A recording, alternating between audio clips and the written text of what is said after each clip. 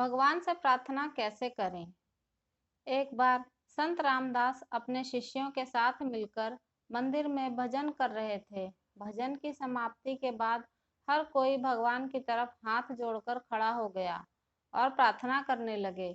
शिष्यों के साथ संत रामदास भी भगवान से प्रार्थना कर रहे थे, लेकिन संत रामदास जब भी प्रार्थना करते थे तो उनके होंठ कभी हिलते नहीं थे और वो चुपचाप प्रार्थना करते थे। एक शिष्य की नज़र जब उन पर पड़ी तो उसने प्रार्थना करने के बाद अपने गुरु से पूछा, हम सभी लोग जब प्रार्थना करते हैं तो हमारे होंठ हिलते हैं और हम भगवान से कुछ न कुछ मांगते हैं या कहते हैं, लेकिन आप बिना होंठ हिलाए, बिना कुछ बोले कैसे प्रार्थना करते हैं? आपके होंठ क्यों नहीं हिलते? आप बस पत्थर की एक मूर्ति की तरह भगवान के सामने खड़े हो जाते हैं। आप मन ही मन भगवान से क्या कहते रहते हैं? हमारे मन में जो विचार आते हैं उनका भाव भी हमारे चेहरे पर नजर आ जाता है, मगर आपके चेहरे से तो कुछ पता ही नहीं चलता। अपने शिष्य की बात सुनकर संत रामदास ने उन सभी से कहा, एक बार मैं एक बहुत बड़े राजा के महल में ठहरा हुआ था।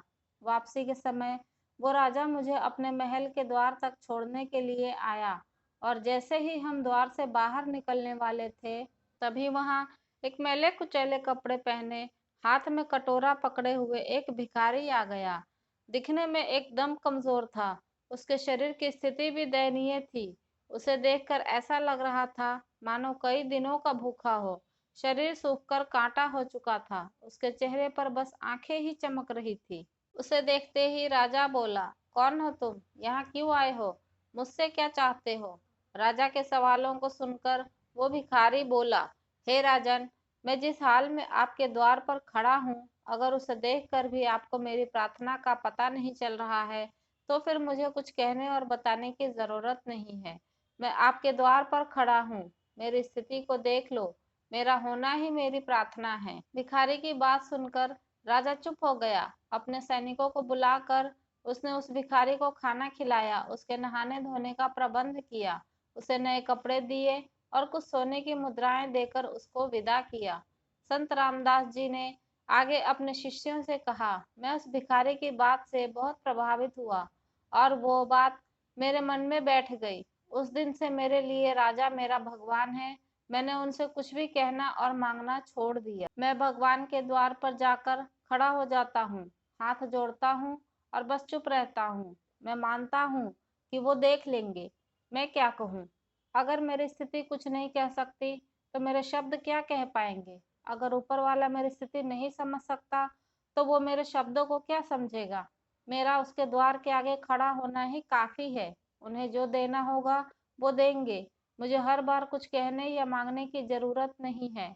मेरा उनके सामने होना ही मेरी प्रार्थना है। संत रामदास आगे कहते हैं, हम जब भी मंदिर जाते हैं या कहीं भी भगवान की मूर्ति या फोटो देखते हैं तो हमेशा उनसे कुछ न कुछ मांगने लग जाते हैं। हमें ये लगता है कि जब तक हम भगवान से प्रार्थना नहीं करेंगे तब तक वो हमें कुछ देगा नहीं। ऐसा सोचना गलत होगा, क्योंकि भगवान वो है जो सब कुछ जानता है। उसके आगे हाथ जोड़कर खड़ा होना ही काफी है। आपके कर्मों के हिसाब से और आपकी जरूरत के हिसाब से वो आपको खुद ही वो सब दे देगा जो आपके लिए जरूरी है। हर समय भगवान के द्वार पर खड़े होकर कुछ मांगना जरूरी नहीं है। भगवान आपको जो कुछ भी देगा वो सिर्फ आपकी प्रार्थना सुनकर नहीं देगा, बल्कि आपकी नीयत, आपकी ईमानदारी, आपकी मेहनत और आपके समय के अनुसार ही आपको देगा। इसलिए हमेशा कुछ मांगते मत रहो। मन में ऊपर वाले को याद करो और सब कुछ उस पर छोड़ दो। संत रामदास जी के शिष्य जीवन का एक महत्वपूर्ण सबक सीख गए। कैसी लगी आपको यह कहानी? कमेंट करके ज़रूर बताइए। मेरी वीडियो पसंद आई हो तो लाइक और शेयर ज़रूर करें और अगर मेरे चैनल पर नए हैं तो सब्सक्राइब करना ना भूलें।